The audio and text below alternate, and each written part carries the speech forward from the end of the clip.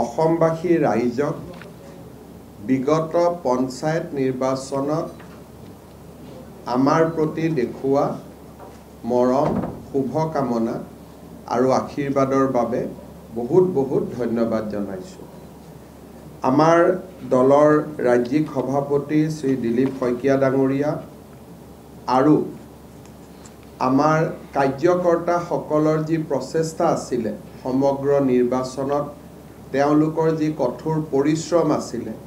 তাৰ বাবেও মই তেখেতসকলক অন্তৰৰ গভীৰতম কোণৰ পৰা কৃতজ্ঞতা জ্ঞাপন কৰিছোঁ। নিৰ্বাচনৰ প্ৰকৃত যিটো ফলাফল এই ফলাফলটো নিৰ্বাচনী আয়োগে আনুষ্ঠানিকভাৱে এতিয়াও প্ৰকাশ কৰা নাই, কিন্তু জিলা আয়ুক্তসকলে নিৰ্বাচনী ফলাফল আনুষ্ঠানিকভাৱে প্ৰকাশ কৰিছে আৰু আমি প্ৰত্যেকখন জিলাৰ পৰা সংগ্ৰহ কৰা কিছু ডেটা বা আমি প্ৰত্যেকখন জিলাৰ পৰা আমি যি ধৰণে আমি ডাটা পাইছোঁ তাৰ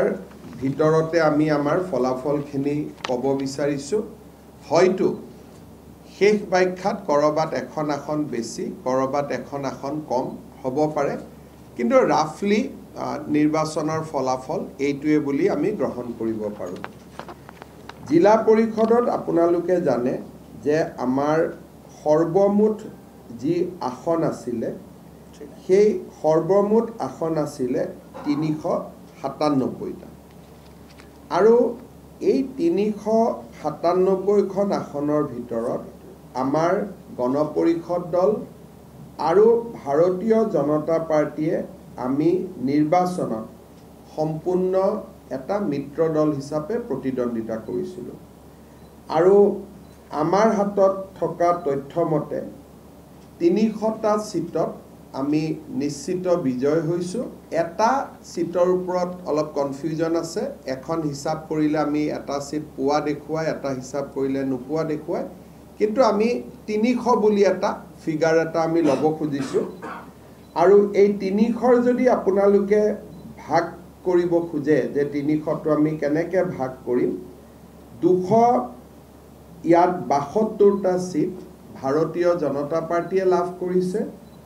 আৰু 28টা সিট আমাৰ অসম গণ পৰিষদ দলে লাভ কৰিছে। ইয়াৰ ভিতৰত 4টা সিট গোৱালপাৰাত ৰাভা হাছং যৌথ মঞ্চই লাভ কৰিছে, কিন্তু তেওঁলোক বিজেপিৰ চিম্বলতে ইলেকশ্যন খেলিছিল। গতিকে আমাৰ হাতত হিচাপতে 300 + 4 304 হ'ব লাগে, কিন্তু ডিচিসকলে 300 বুলি জনাইছে, গতিকে আমি মাজতে ৰাখি থৈ দিছোঁ। এতিয়া সি যি নহওক আমাৰ বিজেপিৰ বিজয়ৰ ভিতৰত ৰাভা হাছং যৌথ মঞ্চৰো বিজয়ী প্ৰাৰ্থীসকলৰ নাম সন্নিৱিষ্ট হৈ আছে। আৰু যদি আমি হিচাপ কৰি চাওঁ এইবাৰ মিত্ৰ দলে জিকাৰ যিটো সমানুপাতিক যে আমি কিমান পাৰ্চেণ্টেজ জিকিলোঁ 76.27% সিটত ভাৰতীয় জনতা পাৰ্টি আৰু আমাৰ মিত্ৰ দল অৰ্থাৎ NDA এইবাৰ 76.22% সিটত আমি জয়লাভ কৰিছোঁ। আঞ্চলিক পঞ্চায়ত আপোনালোকে জানে যে যথেষ্টখিনি ৰিজাল্ট অকণমান বহুত সিট যিহেতু কম্পাইল কৰিবৰ কাৰণে কিছু অসুবিধা হয়, তথাপিতো আমি এতিয়ালৈকে অহা হিচাপত টোটেল আঞ্চলিক পঞ্চায়তৰ সিট আছিলে 2192টা আৰু 2192টা সিটৰ ভিতৰত ভাৰতীয় জনতা পাৰ্টি আৰু AGP দলে আমি লগ লাগি 1436 সিটত বিজয় 1436। যদি আমি ব্ৰেকআপ কৰোঁ 1265টা ভাৰতীয় জনতা পাৰ্টি আৰু 171টা আমাৰ অসম গণ পৰিষদ সম্পূৰ্ণ মিলি 1436টা সিট। ইয়াৰ ভিতৰত যদি আমি কংগ্ৰেছ দলৰ ফলাফল চাব যাওঁ তেতিয়াহ'লে কংগ্ৰেছ দলে জিলা পৰিষদত আমাৰ হাতত কৰবাত এটা দুটা খেলিমেলি হ'ব পাৰে কংগ্ৰেছে আমাৰ হাতত পৰা তথ্য মতে 72টা সিটত জিকিছে আৰু 72টা সিট যদি আমি হিসাব কৰো ই মাত্ৰ 18%। আমি 76.22 আৰু কংগ্ৰেছ দল অনলি 18%। আৰু আঞ্চলিক পঞ্চায়তটো যদি আমি হিসাব কৰো তেতিয়াহলে কংগ্ৰেছ দলে আঞ্চলিক পঞ্চায়তত 21% সিট আৰু বিজেপি দলে আমি মিত্ৰ গোষ্ঠীৰ সৈতে লাভ কৰিছো 66%। এতিয়া এই ডেটাটোক যদি আমি যোৱা বছৰৰ পঞ্চায়ত নিৰ্বাচনৰ সৈতে অকণমান সামঞ্জস্য ৰাখিব খোজো যোৱাবাৰ বিজেপি আৰু এজিপি দলে যদি আমি একেবাৰে এনডিএ হিচাপে ক'ব যাওঁ 56% বিজেপিয়ে অকলে লাভ কৰিছিল 50.48 আৰু এজিপি দলে লাভ কৰিছিল 4.52। যোৱাবাৰ ইলেকশ্যনত বিজেপি আৰু এজিপি দলৰ দুইটাৰ যদি আমি পাৰফৰমেন্সটো যোগ কৰি দিওঁ 55% আছিল আৰু যদি অকণমান আৰু চাব যায় বিজেপি আৰু এজিপি লগাই যোৱাবাৰ আমি 231টা সিট আমি পাইছিলো 231। সো 231টা সিট 300 হলগৈ আৰু 55% 76% হলগৈ। কংগ্ৰেছ দলৰ ইন্টাৰেষ্টিং হল যে যোৱাবাৰ কংগ্ৰেছ দলে 35% সিট জিকিছিলে অলমোস্ট জিলা পৰিষদত আৰু 35%ৰ জায়গাত এইবাৰ তেওঁলোকে 18% জিকিলে যেটো আমি হাফ পুৰা হাফ বুলি নকৈ 36 হ'ব হাফৰ ওচৰে পাজৰে 18%। আঞ্চলিক পঞ্চায়তত যোৱাবাৰ আমি লাভ কৰিছিলো দুইটা দলে লগ লাগি ৰাফলি 52%। এইবাৰ আমি লাভ কৰিছো 66%। আৰু যোৱাবাৰ আঞ্চলিক পঞ্চায়তত কংগ্ৰেছ দলৰ পাৰ্চেন্টেজ আছিলে 35 আৰু এইবাৰ তেওঁলোকৰ নামি আহি হল 21। তাৰমানে যদি বিশ্লেষণত চাই কংগ্ৰেছ দলে এই নিৰ্বাচনত তেওঁলোকৰ আগৰ বাৰৰ পঞ্চায়ত নিৰ্বাচনৰ তুলনাত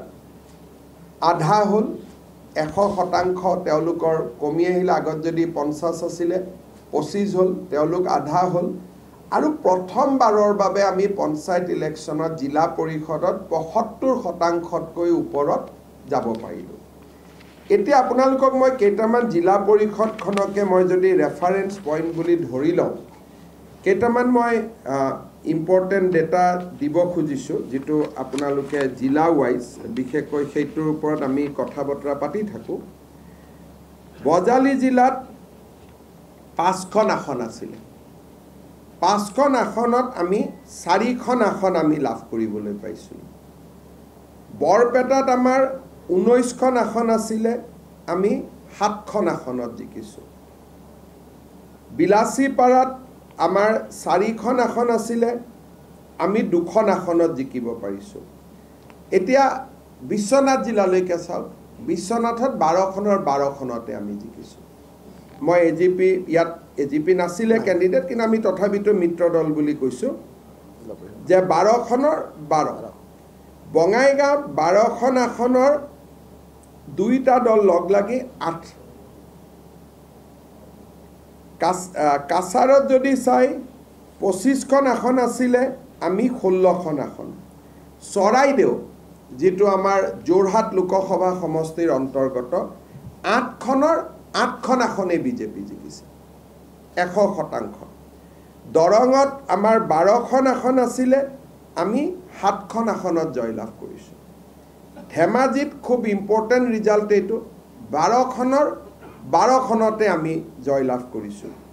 ধুবুৰীত 12খনৰ আমি 3খনত জিকিছো। ঢকুৱাখানাত আমি 4খনৰ 4 জিকিছো। ডিব্ৰুগড়ত 22খনৰ আমি দুইটা লগ লাগি 22খনে জিকিছো। গোৱালপাৰাত এইটো খুব এটা ছিগনিফিকেণ্ট ৰিজাল্ট তাতে সাধাৰণতে বিজেপি ইমান নিজিকে এইবাৰ 16টা সিটৰ আমি 8-10টা সিট আমি 7টা এজিপি এটা ৰাভা হাছং 2টা কিন্তু ৰাভা হাছংও বিজেপি সিম্বলতে গতিকে 10টা গোৱালপাৰাটো আমি জিলা পৰিষদ গঠন কৰিম গোলাঘাটত 20টাৰ 20খন আসনে আমি পাইছো খুব ইম্পৰ্টেণ্ট ৰিজাল্ট 16খনৰ 16খনে আমি পাইছো কলিয়াবৰত 8খনৰ আমি 8খনে পাইছো লখিমপুৰত আমি 15খনৰ 13খন পাইছো মাজুলীত 4ৰ ভিতৰত আমি 4 পাইছো মৰিগাঁৱত 12খনৰ ভিতৰত আমি 8খন পাইছো নগাঁৱত 19খনৰ ভিতৰত আমি 11খন পাইছো না 6খন হ'ব না 19ৰ ভিতৰত আমি 11খন পাইছো 19ৰ ভিতৰত 11খন 19খনৰ ভিতৰত 11খন তাতো জিলা পৰিষদ আমাৰ হ'ব নলবাৰীত 12খনৰ ভিতৰত আমি 11খন পাইছো নৰ্থ কামৰূপত 12খনৰ 12খন শ্ৰীভূমিত 16খনৰ 11খন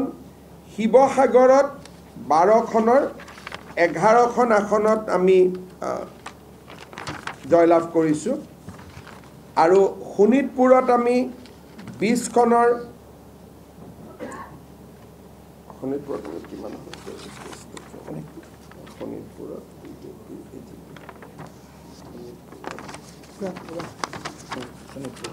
শোণিতপুৰত আমি 20খনৰ 20খন আসনতে জয়লাভ কৰিছো 100% সাউথ কামৰূপত আমি 12খন আসনৰ 6খন লাভ কৰিছো মানকাছাৰত আমি আসন জইন কৰা নাই তিনিচুকীয়াটো আমি 22খনৰ 22খন আসনত জয়লাভ কৰিছো তাৰ মানে এক প্ৰকাৰ যদি আপোনালোকে চাব যায় সংখ্যালঘু এলেকাটোক বাদ দি আমি সকলো স্থানতে 100ৰ ভিতৰত 100টা সিট পাইছো কংগ্ৰেছে যিকেইটা সিট পাইছে অকল সংখ্যালঘু অঞ্চলত পাইছে আৰু আমি এইবাৰ বিজেপি দলে সংখ্যালঘু অঞ্চলতো আমি সিট পাবলৈ সক্ষম হৈছো মই উদাহৰণ স্বৰূপে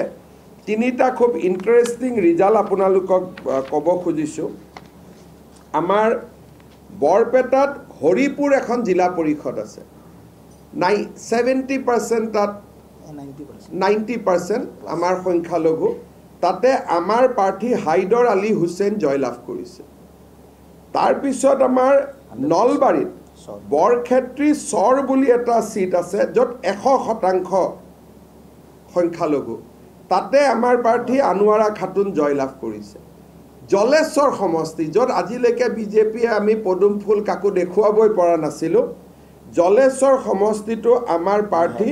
মেহেৰ জামাল হক জয়লাভ কৰিছে ই জলেশ্বৰ সমষ্টিৰো এটা অংগ তাৰ মানে 100 আমি 100 বুলি ক'লে ভুল হয় 90 বুলি কক 85% কক 90-85% থকা সংখ্যালঘু সিটু এইবাৰ আমি তিনিটা প্ৰথম খবৰ মতে 40% 45% সংখ্যালঘু থকাটো আমি বহুত সিট পাইছো কিন্তু 90% থকাও আমি তিনিটা সিট পাইছো আৰু এইটো এটা প্ৰাৰম্ভিক খবৰ এই খবৰটো হয়তো আৰু ভাল হ'ব সংখ্যা গৰিষ্ঠ অৰ্থাৎ হিন্দু লোক থকা অঞ্চলত 100ৰ ভিতৰত 100 কংগ্ৰেছে হিন্দু লোক থকা সমষ্টি এটাও সিট জিকিব পৰা নাই কতো থ্ৰু আউট আসাম কতো তেওঁলোকে এটাও সিট জিকিব পৰা নাই বিজেপিয়ে উলুটাই সংখ্যালঘু বা মুছলিম লোক থকা অঞ্চলতো আমি তিনিটা ষ্ট্ৰেইট জিকিছো আৰু 40-45% থকা মুছলিম সিটটো আমি বহুত জিকিছো তাৰ মানে ভাৰতীয় জনতা পাৰ্টিয়ে নিজৰ পৰম্পৰাগত যিটো আমাৰ সমষ্টি তাত আমি আগতকৈ বহুত বেছি ভাল কৰিছো আৰু যি আমাৰ পৰম্পৰাগত সমষ্টি নহয় তাতো আমি শক্তিশালী প্ৰৱেশ আমি কৰিব পাৰিছো এই পঞ্চায়তৰ নিৰ্বাচন ৰাজনীতি দৃষ্টিভংগীৰ ফালৰ পৰা বিশ্লেষণৰ ফালৰ পৰা এটা অভূতপূৰ্ব আমি বিজেপিয়ে ইমান সিট আশাও কৰা নাছিলো কাৰণ আমি সদায় কেতিয়াও যোৰহাটত আমি 100 পাম মাজুলীত 100ৰ ভিতৰত 100 পাম শিৱসাগৰত 99 পাম, ডিব্ৰুগড়ত 100ৰ ভিতৰত 100 পাম, তেনেকৈ আমি ভবাও নাছিলোঁ। সকলো জেগাতে এটা দুটা সিট ক'ৰবাত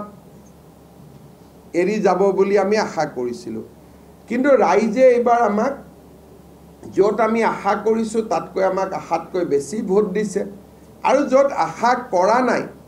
তাতো আমাক তেওঁলোকে যথেষ্ট মৰম সাদৰ দেখুৱাইছে। সংখ্যালঘু এৰিয়াত আৰু এটা ডাঙৰ ডেটা পিছত আমি আপোনালোকক দিম। ক'ৰবাত আমি হাৰিছোঁ যদিও ছাবষ্টেঞ্চিয়েল ভোট পাইছোঁ। ধৰক মই এটা সৰু উদাহৰণে দিওঁ, হোজাই, ধিং, চামুগুৰি, এইবিলাক সমষ্টিত এতিয়াতো সমষ্টিবিলাক বদলি গ'ল। বদলি যোৱাৰ পিছতো 90% য'ত সম্পূৰ্ণ সংখ্যালঘু লোক থাকে তাতে বিজেপিয়ে হাৰিছোঁ, কিন্তু 30-35% ভোট পাব সক্ষম হৈছে। ক'ৰবাত এতিয়া ধৰক চমৰীয়াতে আমাৰ প্ৰাৰ্থীগৰাকী হাৰিছে, তাত এইটো 100% মুছলিম ডমিনেটেড চিট, কিন্তু হাৰিলেও আমাৰ প্ৰাৰ্থীগৰাকীয়ে 30% ভোট পাইছে। তাৰমানে পৰম্পৰাগত স্থানততো আমি ভাল কৰিছোঁৱেই, য'ত আমি সদায় কৰোঁ তাত আমি 80% কৰোঁ, 70 কৰোঁ, এইবাৰ তাত আমি 100 কৰিছোঁ। আৰু য'ত আমি কেতিয়াও ভাল ভোট নাপাওঁ তাতেও এইবাৰ আমি খুব ভাল ভোট, ক'ৰবাত হয়তো আমি জিকা নাই, কিন্তু আমি ছেকেণ্ড পজিশ্যনলৈকে পদুমৰ চিনত বা হাতীৰ চিনত আমি ছেকেণ্ড পজিশ্যনলৈকে আহি গৈছোঁ। UDF, ৰাইজৰ দল এইবিলাক পিছত আছে, আমি ছেকেণ্ড পজিশ্যনলৈকে গুচি গৈছোঁ। অহা কেইটামান দিন পিছত আমি পূৰা ডেটা পালে আপোনালোকক দিম যে সংখ্যালঘু চিট আমি ক'ত প্ৰথম পাৰিছোঁ 3টাটো মই ক'লোৱে, আৰু এটা দুটা ওলাব। ছেকেণ্ড হোৱা বহুত সমষ্টি আছে য'ত নেকি আমি ছেকেণ্ড হ'ব পাৰিছোঁ, আৰু ছেকেণ্ড হ'বৰ কাৰণে টান। UDF আছে, ৰাইজৰ দল আছে, তথাপিতো আমি ছেকেণ্ড হৈছোঁ।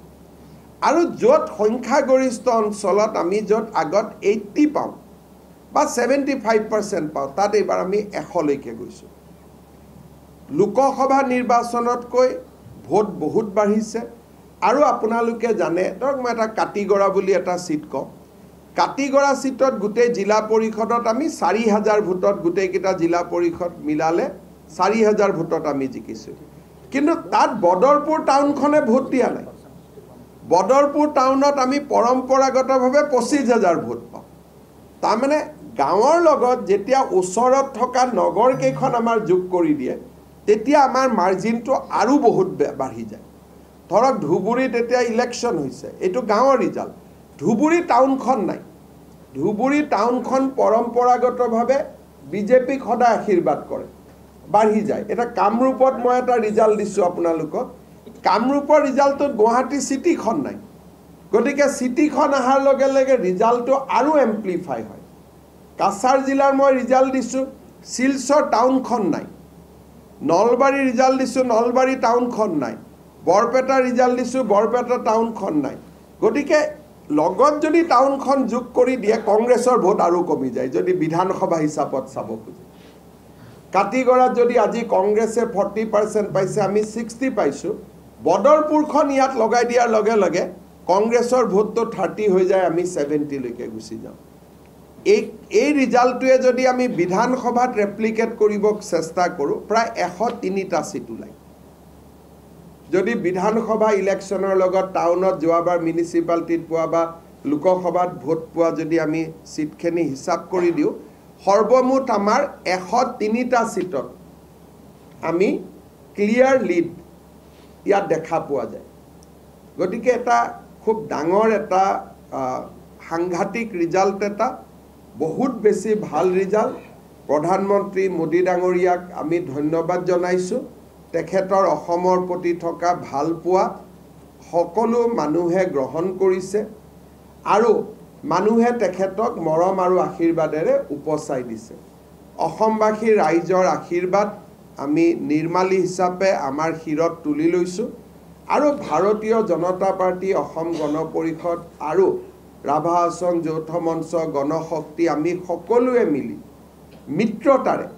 বিধানসভাৰ নিৰ্বাচনতো এনেকৈ আমি প্ৰতিদ্বন্দ্বিতা কৰিম, আৰু এনেকৈয়ে আমি সুন্দৰ ফলাফল এটা কৰাৰ বাবে আমি চেষ্টা কৰিম। অহা দিনকেইটা আপোনালোকে জানে, লোকসভাৰ পৰা পঞ্চায়ত ইলেকশ্যনৰ মাজত আমি কোনো স্কিম কৰিব পৰা নাই মোক আজি ৰাতিপুৱা এজন মন্ত্ৰীয়ে কৈছে যে মুখ্যমন্ত্ৰী মহোদয় এইবাৰতো আমি মুখেৰি চলাইছোঁ কাৰণ অৰুণোদয়ৰ প্ৰপত্ৰহে যোগাৰ কৰিছোঁ দিব পৰা নাই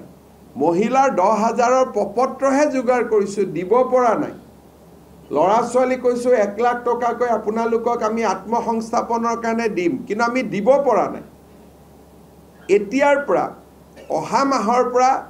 আমাৰ আঁচনিবিলাক ৰূপায়ণ আৰম্ভ হ'ব গতিকে আপোনালোকে ভাবক যে এই ফলাফলৰ লগত আৰু কিমান এলিমেণ্ট যোগ হ'ব আছে এতিয়াতো লোকসভা ইলেকশ্যন হৈ গ'ল পঞ্চায়ত ইলেকশ্যন আমাৰ সাংগঠনিক আৰু আমাৰ মুখৰ কথাৰ ওপৰত ৰাইজৰ ভৰসা এই দুটাক যোগ কৰি আমি এইখিনি পাইছোঁ কিন্তু যেতিয়া আমি এতিয়া গেছৰ চিলিণ্ডাৰৰ দাম কমাম বুলি কৈছোঁ কিন্তু যেতিয়া অক্টোবৰৰ পৰা কমি যাব তেতিয়া তাৰ ইম্পেক্ট আৰু কিমান বিশাল হ'ব পাৰে আপোনালোকে চিন্তা কৰক মহিলাসকলক আমি আত্মসহায়ক গোটক মুখ্যমন্ত্ৰীৰ উদ্যমিতা আঁচনি 30 লাখ মহিলাই 10,000কৈ পাব এতিয়া মাত্ৰ পাব বুলি কৈ থৈছোঁ পোৱা নাই অহা বিধানসভাৰ ইলেকশ্যনৰ আগলৈকে সকলোৱে পাবগৈ অৰুণোদয় 22 লাখ মানুহে পাই আছে 40 লাখ মানুহৰ হিতাধিকাৰীৰ তালিকা আমাৰ হাতত আছে দিব পৰা নাই এতিয়া আমি দিবৰ বাবে আৰম্ভ কৰিম আৰু তাৰ লগে লগে মানুহে দেখিব যে এওঁলোকে মুখেদি যি কথা কয় কামতো একেখিনিয়ে কৰে তেতিয়া ৰিজাল্টটো আৰু কিমান ভাল হ'ব পাৰে আপোনালোকে এটা ধাৰণা কৰিব পাৰে এইবাৰৰ ৰিজাল্টত আমি এটা খুব ডাঙৰ কথা লক্ষ্য কৰিছোঁ যে চাহ বাগিচা জনজাতীয় আদিবাসী মুখ্যধাৰাৰ অসমীয়া মানুহ বা আমাৰ 6 জনগোষ্ঠীৰ লোক সকলো লোকে হিয়া উজাৰি এইবাৰ আমাক ভোট দিছে য'ত নেকি সাধাৰণতে বিজেপি বুলি ক'লে যি ধাৰণা কৰা হয় যে ইয়াতে মিক্স কাষ্ট হ'লেহে বিজেপিৰ ভাল হয় একেবাৰে অসমীয়া মানুহ হ'লে ভাল নহয় এইবাৰ যি গাঁৱত অকল 100% আহোম মানুহ আছে 100% মৰাণ আছে 100% মটক আছে 100% কোচ আছে 100% কলিতা আছে 100% চুতীয়া মানুহ আছে তাতো আমি সম্পূৰ্ণৰূপে বিজয় লাভ কৰিবলৈ সক্ষম হৈছোঁ আৰু জেনেৰেলি অসমীয়া মুছলমানেই হওক বা বৰাক উপত্যকাৰ মুছলমান মানুহে হওক ভোটৰ পাৰ্চেণ্টেজটো আমালৈকে বাঢ়ি গৈ আছে মই আশা কৰোঁ যে আৰু 2-4টা ইলেকশ্যনৰ পিছত আমি তেনেকুৱা সমষ্টিসমূহতো লাহে লাহে শক্তিশালী পৰ্যায়ত যাবগৈ পাৰিম শেষত আপোনালোকৰ প্ৰশ্নৰ উত্তৰ দিয়াৰ আগতে মই দুটা কথা ক'ম এইবাৰ ইলেকশ্যনৰ দুটা কাম আমি খুব সুন্দৰভাৱে কৰিব পাৰিছিলোঁ এটা হ'ল মিত্ৰতা এজিপি আৰু ৰাভা যৌথ সংগ্ৰাম মঞ্চ গণশক্তি আমাৰ চাৰিওটা দলৰ লগত যিটো বুজাবুজি ইমান স্মুথ আছিলে আগত কেতিয়াবা কৰবাত খেলি মেলি হয় এইবাৰ খুব স্মুথ আছিলে এজিপি দলৰ সভাপতি অতুল বৰা ৰাভা আছঙৰ টংকেশ্বৰ ৰাভা গণশক্তিৰ পৰমানন্দ চায়েঙীয়া আৰু আমাৰ দলৰ সভাপতি দিলীপ শইকীয়া এই চাৰিওগৰাকীয়ে লগ লাগি খুব ধুনীয়া কৰি আৰু মই সোমাবলগীয়া হোৱাই নাই আপোনালোকে জানে যে ইলেকশ্যনৰ সময়ত মই 4 দিনৰ কাৰণে বিদেশত আছিলোঁ আমাৰ দলৰ সভাপতিসকলে অত্যন্ত ধুনীয়া কৰি আণ্ডাৰষ্টেণ্ডিং কৰিলে যি আমাৰ তলত তৃণমূল পৰ্যায়ত মানুহক বহুত উৎসাহিত কৰিলে দ্বিতীয়তে প্ৰাৰ্থী তালিকা বোলে ইয়াক টিকট বিক্ৰী কৰিছে অফিচত আহি মাৰামাৰি হৈছে একো হোৱা নাই এটা প্ৰাৰ্থী তালিকা মণ্ডলৰ পৰা জিলালৈকে জিলাৰ পৰা ৰাজ্যিকলৈকে মণ্ডল সভাপতিৰ পৰা জিলা সভাপতিলৈকে জিলা সভাপতিৰ পৰা ৰাজ্যিক সভাপতিলৈকে আৰু আমাৰ প্ৰভাৰীসকললৈকে মন্ত্ৰীসকললৈকে যাৰ যাৰ দায়িত্বত আছিল ইমান ধুনীয়াকৈ কাম কৰিলে যেতিয়া টিকেট ডিষ্ট্ৰিবিউশ্যন হৈ গ'ল ধুনীয়াকৈ হৈ গ'ল তেতিয়াই মই দিলীপ শইকীয়াক কৈছিলোঁ যে ইমান ধুনীয়া টিকট হ'ল গতিকে আমি জিকাটো নিশ্চিত এটা হ'ল মিত্ৰতা তৃতীয়তে হ'ল সুন্দৰ টিকেট ডিষ্ট্ৰিবিউশ্যন তাৰ পিছত যদি প্ৰচাৰত চাই আমাৰ দুইগৰাকী কেন্দ্ৰীয় মন্ত্ৰী সৰ্বানন্দ সোণোৱাল ডাঙৰীয়াই সম্পূৰ্ণ সময় দিলে পবিত্ৰ মাৰ্ঘেৰিটাইও সম্পূৰ্ণ সময় দিলে নিৰ্বাচনত পবিত্ৰ মাৰ্ঘেৰিটাই যোৰহাট সমষ্টিত যোৰহাট চৰাইদেউ শিৱসাগৰত পবিত্ৰ মাৰ্ঘেৰিটাই তাতে নিজে ইলেকশ্যন উঠিলে যিমান কষ্ট কৰে সিমান কৰিলে সোণোৱাল ডাঙৰীয়াই ডিব্ৰুগড় লোকসভাত কৰাৰ উপৰিও গোটেই অসমখনতে যি ধৰণে কেম্পেইন কৰিব লাগে আমি দলে যেনেকৈ বিচাৰিছোঁ তেওঁ সময় দিলে প্ৰাক্তন কেন্দ্ৰীয় মন্ত্ৰী ৰামেশ্বৰ তেলী কামাখ্যা তাছা আৰু আমাৰ সকলো সংসদ একেবাৰে আমাৰ এজিপি দলৰ ফণীভূষণ চৌধুৰীৰ পৰা আৰম্ভ কৰি বিজুলী কলিতা মেধিলৈকে সকলোৱে ফিল্ডত কাম কৰিলে আৰু মই নিজেও যিমান পাৰোঁ কেম্পেইন কৰিলোঁ আমাৰ দলৰ সভাপতিয়েও আমি বিধানসভা ইলেকশ্যনত যেনেকৈ কৰোঁ আমি তেনেকৈ প্ৰচাৰ চলালোঁ ই এটা আমাক বহুত লাভ কৰিলে আৰু এটা আমি কৌশলগতভাৱে আমি এটা কাম কৰিছিলোঁ যে সদস্যত যোনেই নুঠক কিয় বিজেপি আমি কাৰো ছাইড নলওঁ ইলেকশ্যনৰ আগতে মাতি আনি আমি সকলোকে অভিনন্দন জনালোঁ যেনেকৈ মোৰ সমষ্টিত এটা সৰু উদাহৰণ দিছোঁ চাৰিজন উঠিছে চাৰিজনেই বিজেপিৰ আমিতো ছাইড ল'ব নোৱাৰোঁ চাৰিওজনকে ঘৰত মাতি আনি মই ভাত এসাঁজ খুৱাই পঠাই দিলোঁ যে আপোনালোক চাৰিজনে আমাৰ দলৰ জিকা হাৰা থাকিব বন্ধুত্বমূলকভাৱে খেলক কিন্তু আঞ্চলিক আৰু জিলা পৰিষদটো আপোনালোকে বিজেপিত দিব এই যিটো পঞ্চায়তৰ আজি ৰাতিপুৱা মোক এজন কংগ্ৰেছৰ MLA ফোন কৰিছে যে দাদা আপুনি টিভিত কৈ আছিলে আপোনাৰ কথাটো নুশুনাৰ কাৰণে আমি হাৰি গ'লোঁ বোলে কিয় বোলে মই মেম্বাৰত কিবা চিন এটাত উঠাই দিলোঁ সকলোকে এতিয়া যোনে যোনে আমি খুব আমাৰ দলৰ চাৰিওজনো যদি উঠিছে আমি কাকো সমৰ্থন কৰা নাই মই নিজে ভোট দিব গৈছোঁ মেম্বাৰত মই নটা কৰি থৈ আহিছোঁ কাৰণ মেম্বাৰজনত আমি সোমোৱাই নাই আঞ্চলিক আৰু জিলা পৰিষদতহে আমি লাগিছিলোঁ সেইকাৰণে যিমান মেম্বাৰে কণ্টেষ্ট কৰিলে সকলো মেম্বাৰে ক'লে মোক দিয়ক বোলে আঞ্চলিকত কাক দিম বিজেপিক দিব জিলাত কাক দিম বিজেপিক দিব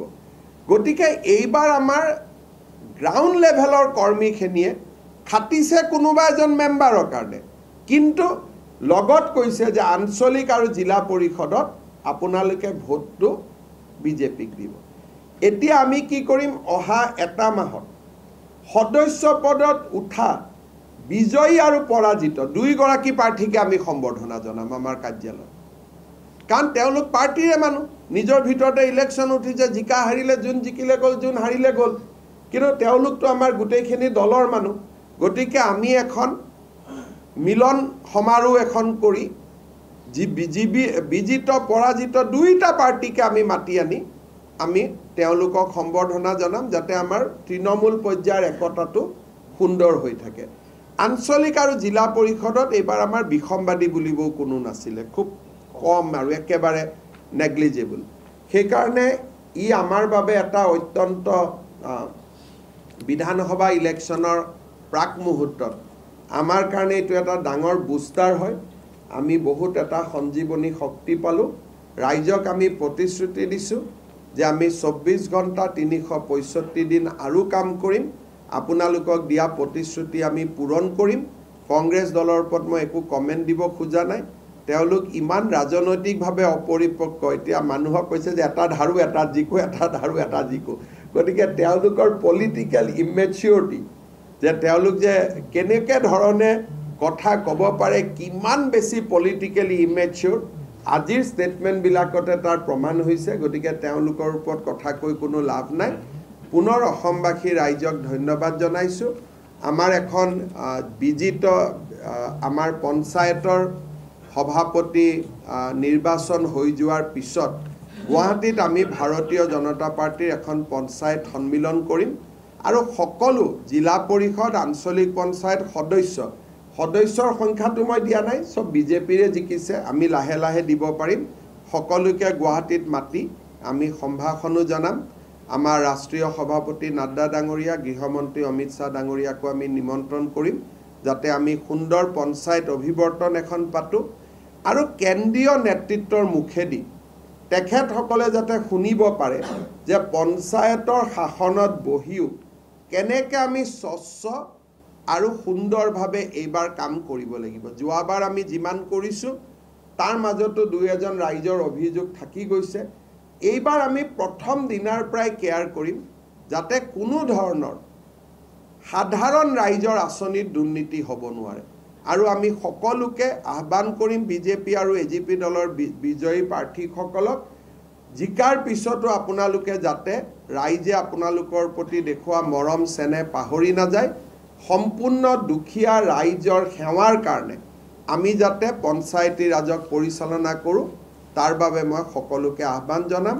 পুনৰ এবাৰ অসমবাসী ৰাইজক ধন্যবাদ জনাইছোঁ, কৃতজ্ঞতা জনাইছোঁ, সেৱা জনাইছোঁ। ভাৰতীয় জনতা পাৰ্টীৰ কাৰ্যকৰ্তাসকলক মোৰ মৰম, শুভেচ্ছা আৰু শ্ৰদ্ধা নিবেদন কৰিছোঁ। আপোনালোকে যদি কিবা সুধিব।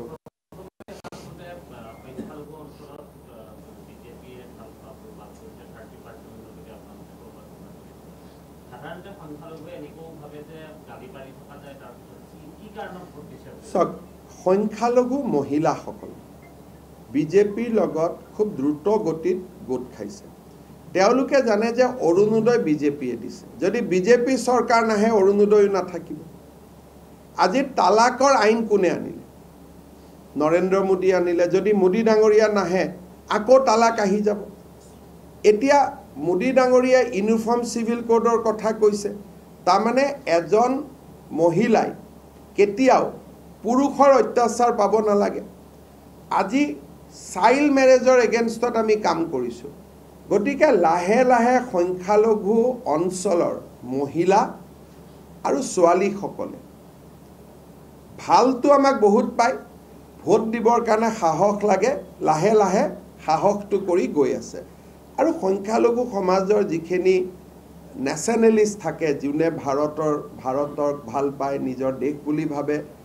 প্ৰধানমন্ত্ৰী ডাঙৰীয়াই যি ধৰণে দেশখন চলাইছে অলপ দেৰি লাগে। আকাশত মেঘটোতো স্থায়ী নহয়। গতিকে লাহে লাহে যিবিলাক কথা ওলাই আছিলে, বিজেপি আহিলে মছজিদ নোহোৱা কৰি দিব, বিজেপি আহিলে নামাজ পঢ়িব নোৱাৰিব, এই কথাবিলাক 15 বছৰৰ পিছত মানুহে বুজি পাইছে যে এইবিলাক আমাক ভয় খুৱাবৰ কাৰণে কৈছিল। আচলতে নহয়। শিৱসাগৰ যোৰহাটত আমাক সংখ্যালঘু ৰাইজে ভোট দিছে। এইবাৰ কাষ্ট চেঞ্চাছ আহি আছে। প্ৰথমবাৰৰ বাবে জলহা হওক, চয়দ হওক, দেশী হওক, সকলোৱে নিজৰ কাষ্ট লিখিব পাৰিব। গতিকে বহুতবিলাক ডেভেলপমেণ্ট হৈ আছে, যাৰ কাৰণে মই ভাবোঁ যে সংখ্যালঘু অঞ্চলৰ বেলটত বিজেপিৰ সংখ্যাটো লাহে লাহে বাঢ়ি গৈ আছে আৰু লাহে লাহে আৰু মেচিয়ৰ্ড হ'ব। বিধানসভাতো সংখ্যালঘু মহিলাই কোনেও কংগ্ৰেছক ভোট নিদিয়ে, কাৰণ তেওঁলোকে অৰুণোদয় পাই আছে, তেওঁলোকে গেছ কম দামত পাব, তেওঁলোকে 10,000 টকা পাব। গতিকে তেওঁলোকে জানে এই কংগ্ৰেছ আহিলেতো একো নহ'ব। গতিকে বিধানসভাতো চাইলেণ্ট ভোট আৰু বেছি পৰিব। পঞ্চায়ততো তথাপিতো অলপ পচন্দ থাকে। বিধানসভাত চাইলেণ্ট ভোট সংখ্যালঘু এৰিয়াত আৰু বহুত পৰিব।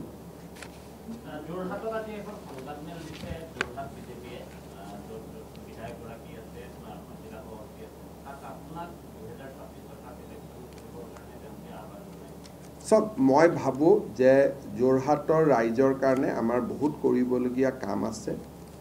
এতিয়া মই লাগি আছোঁ যে যোৰহাটত ইমিডিয়েটলি ফ্লাইট এখন আহিব লাগে। ইণ্ডিগোৰ লগত মই 21 তাৰিখে মিটিং দিছোঁ যে যোৰহাটত যাতে এখন ৰৰৈয়াত যাতে দিল্লী যোৰহাট এখন ফ্লাইট আৰম্ভ হয়।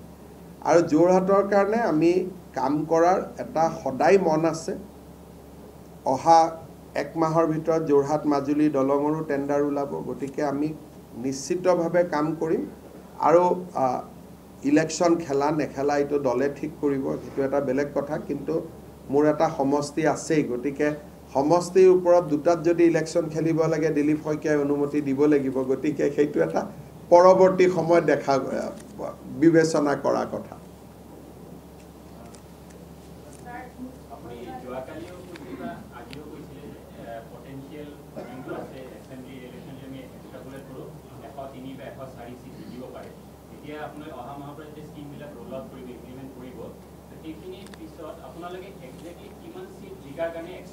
আমি 63 সিট জিকাৰ কাৰণে লাগিম। 126ৰ আধা কিমান? 126ৰ আধা হ'ল 63। 64টা সিট হ'লেই চৰকাৰ হয়। যদি আমি কওঁ যে আমি 103টা পাম মানুহে ভাবিব ইহঁত অহংকাৰী হয় যদি কওঁ 95 পাম মানুহে ভাবিব ইহঁত অহংকাৰী হয় গতিকে আমি কণ্টেষ্ট কৰি মনে প্ৰাণে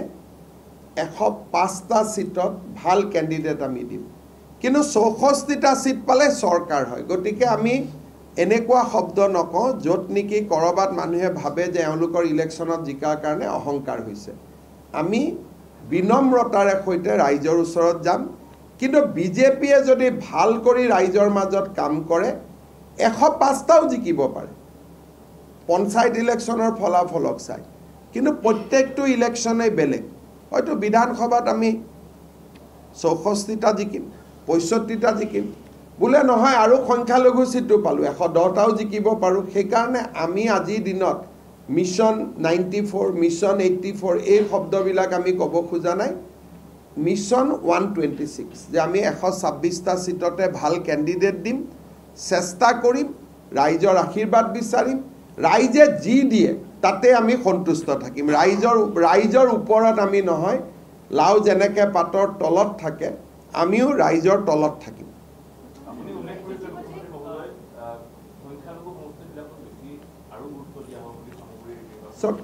আমি খুব ভাল ভোট পাই আছো আৰু আমাৰ গুৰুত্ব সাংগঠনিক গুৰুত্ব আমাৰ চলি আছে এইবাৰে আপোনালোকে চাব সামগুৰি ৰূপহী ঢিঙত য'ত 100% মুছলমান মানুহ প্ৰত্যেকটো জিলা পৰিষদতে আমি 10-12,000 13,000 ভোট পাইছোঁ তাৰমানে আমাৰ সংগঠন এটাই কাম কৰি আছে ইমিডিয়েটলিটো আমাক সিট নালাগে এটা সময়ত আমি মুছলমান সমাজৰ আই মাতৃ জীয়ৰী বোৱাৰী আৰু যিখিনি ৰাইজে ভাৰত মাতৃৰ উন্নয়নৰ কথা চিন্তা কৰে তেওঁলোকৰ ভোট আমি এটা সময়ত পাম বুলি আমি নিশ্চিত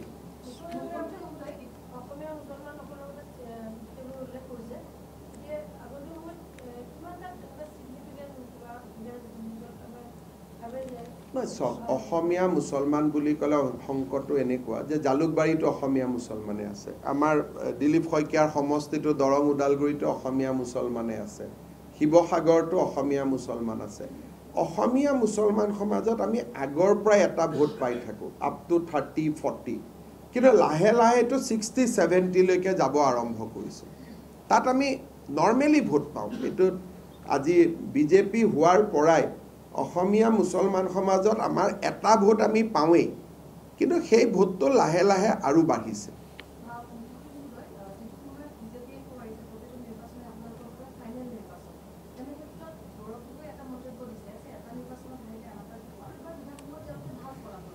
চক মই ব্যক্তিৰ ওপৰত উত্তৰ নিদিওঁ কিন্তু যি দলৰ নেতাই ক'ব পাৰে যে এটা ইলেকশ্যন ভাল হ'ব এটা ইলেকশ্যন বেয়া হ'ব তেওঁ পলিটিক্যালি কিমান ইমেচিউৰ মইতো আপোনালোকে কম যে এনেকুৱা মানুহক আপোনালোকে কিমান ওপৰত তুলি থৈ দিছিলে ইমানেই পলিটিক্যালি ইমেচিউৰ কোনোবা পলিটিচিয়ান থাকে নেকি যে এটা ইলেকশ্যন বেয়া হ'ব এটা ইলেকশ্যন ভাল হ'ব এটা ভাল হ'ব এটা বেয়া হ'ব তাৰমানে তেওঁ কি বুজাইছে যে এটা ইলেকশ্যন যিকি মই কাম নকৰিলে পিছৰটো হাৰিম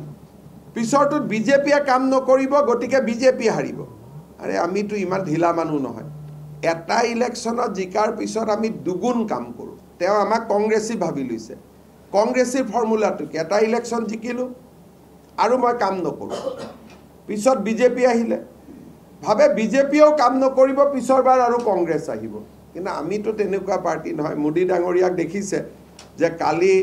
এড্ৰেছটো যা নেশ্যন কৰিলে আজি ৰাতিপুৱাই এয়াৰবেছত গৈ উপস্থিত হ'লগৈ গতিকে এইটো নৰেন্দ্ৰ মোদীৰ দল হয় আমি 365 দিন 24 ঘণ্টা ৰাইজৰ কাৰণে কাম কৰিম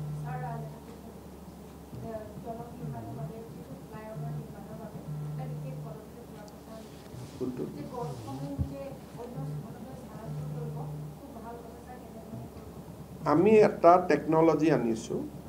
কেতিয়াবা ফ্লাইঅভাৰ বনাবৰ কাৰণে ডাঙৰ গছ বা ৰাস্তা বনাবৰ কাৰণে ডাঙৰ গছ বা ইণ্ডাষ্ট্ৰি বনাবৰ কাৰণে ডাঙৰ গছ চৰকাৰৰ নিয়ম হ'ল যে এডাল গছ যদি কাটো 10ডাল গছ আমি নতুনকৈ ৰুব লাগে কিন্তু তথাপিতো মানুহে অলপ কষ্ট পায়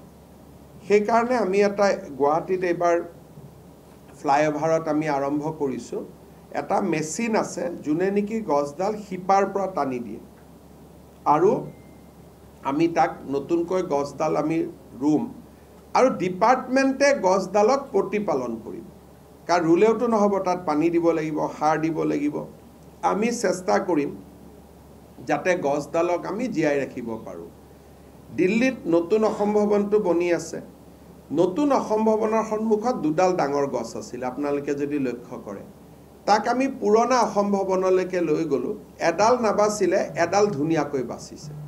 গতিকে এই টেকন'লজিটো আমি এতিয়া বেছিকৈ ব্যৱহাৰ কৰিম যাতে মানুহে কষ্ট নাপায় কাৰণ উন্নয়নো লাগিব আৰু বিকল্প ব্যৱস্থাও লাগিব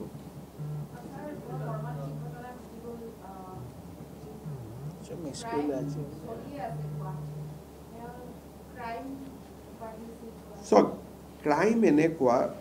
আমাৰ ড্ৰাগছৰ লগত জড়িত বহুত ল'ৰা আছে তেওঁলোকে যেতিয়া পইচা নাপায় চেইন স্নেচিং মোবাইল স্নেচিং এইটো এটা অপকৰ্ম কৰে বেচিক্যালি আমাৰ গোটেই এছেছমেণ্টটো হ'ল ড্ৰাগছ এডিক্টবিলাকে মেক্সিমাম ক্ৰাইম কৰে ধৰি থকা হৈছে কিন্তু এটা সময়ত বেল পায় আকৌ ওলাই আহে গতিকে এই আগতকৈ কমিছে কিন্তু সম্পূৰ্ণ নিৰাময় কৰিবৰ কাৰণে এটা চাইকেল লাগিব 5-6 বছৰ নিৰন্তৰ প্ৰচেষ্টাতহে এইটো কমিব আৰু কমি আছে শেষ হোৱা নাই কিন্তু এটা সময়ত ই নোহোৱা হ'ব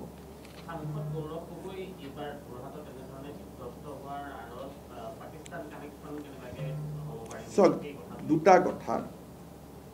প্ৰথম কথা যে আপুনি সংঘত ঈদৰ দিনা আপুনি নামাজটো ক'ত পঢ়িব গুৱাহাটীত পঢ়িব নে যোৰহাটত পঢ়িব বিহুৰ দিনা আপুনি লতাশিলত যাব নে যোৰহাটত যাব আমাৰ ভোটাৰবিলাকে খুব সাধাৰণ কথা চায় মই হিন্দু মুছলিম সেকুলাৰ কৈছোঁ আপোনাৰ নামাজ পঢ়িব মন ক'ত শিকিছে ক'ত শিকা নাইতো আপোনাৰ কথা কিন্তু নামাজটো আপুনি আমবাৰীত